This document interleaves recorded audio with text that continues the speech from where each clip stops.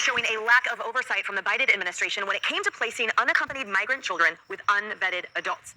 Based on data provided by HHS's Office of Refugee Resettlement from January 2021 to January 2025, the Senate Judiciary Committee found that almost 11,500 migrant children were placed with unvetted sponsors who were not their parent, not their legal guardian, were not fingerprinted, or did not receive a background check.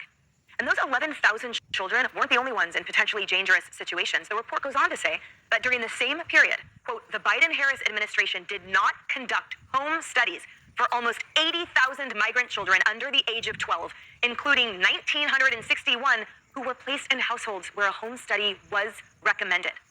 Senate Judiciary Committee Chairman Chuck Grassley called the findings appalling and saying this, quote, my oversight continues to expose disturbing evidence that the Biden-Harris administration turned a blind eye to tens of thousands of kids who needed proper supervision and care.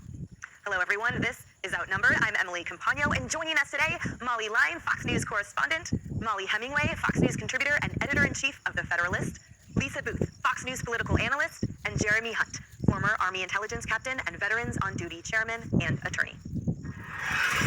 All right, guys, lots to unpack here. It's a horrifying statistic to learn, Jeremy, and where do we go from here? Yeah, I mean, it's totally unacceptable. You have 11,000 children who are with unvetted adults. There was one story where there was an address that had 42 kids at one address. And even Secretary Kennedy testified about this. He talked about how there was one individual kept coming back for more and more kids, like seemingly collecting these kids, and he would have different addresses every time. One of the addresses he used was to a strip club. Another address was to an empty lot with shipping containers there. I mean, so what was going on? And so I think, honestly, when we look at the story, this is more than just, we made a mistake, or we should have, been a little bit more careful. No, this was reckless. Someone needs to be held accountable. Someone needs to go to jail for this. I mean, this was absolutely unacceptable. And now, of course, the legacy media won't talk about this, but ICE is actually doing rescue operations, rescuing a lot of these. And the lawsuits. And the Supreme Court has held that this is squarely with the state courts to adjudicate. And we know, obviously, there's some federal acts that apply. But the reality is that when you gerrymander based on partisanship, that is lawful. It's when it's done based on race or allegations of race, if proven, that makes it unconstitutional. Now, all of this is against the rubric that these Democrats, the reason the vote's today is because they weren't here earlier, right? And all of these guys fled to a blue-friendly state where a lot of Texans argued you are making a national spectacle, lawmakers that are now expressing their frustrations with this redistricting. Yeah, absolutely. And to Molly's point, gerrymandering goes back to 1812 with Governor Elbridge Gerry of Massachusetts because he created a district that looked like a salamander.